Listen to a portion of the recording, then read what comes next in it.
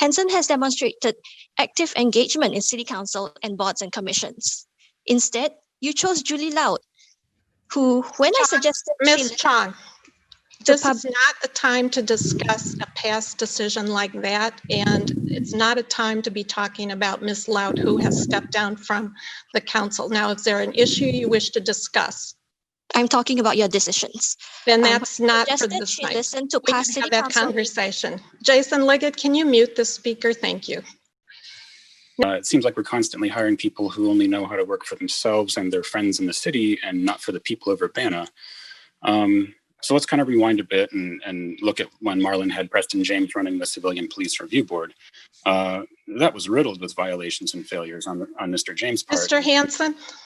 Hanson, Preston James no longer works for the city. Please keep your comments addressed to issues or topics on the agenda or general items, but you don't need to be attacking or bullying against people who work for the city or former employees. Okay, I'm about to explain how that's relevant.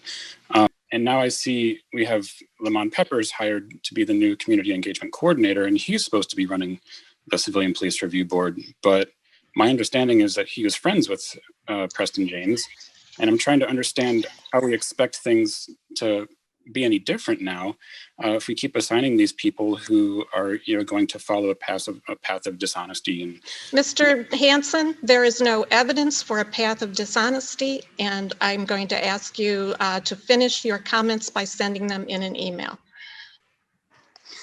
Okay, thank you. My name is Grace Wilkin. I'm an Urbana resident. And I did want to state some of my feelings initially. I feel more intimidated by the manner of people being shut off than the speaker's tone or comments. I consider not speaking because of the way that the mayor cut off previous speakers, but I will because I think it's important. But just seemed interesting, the irony that it was to make people feel comfortable. Just wanted to state that I don't feel that way.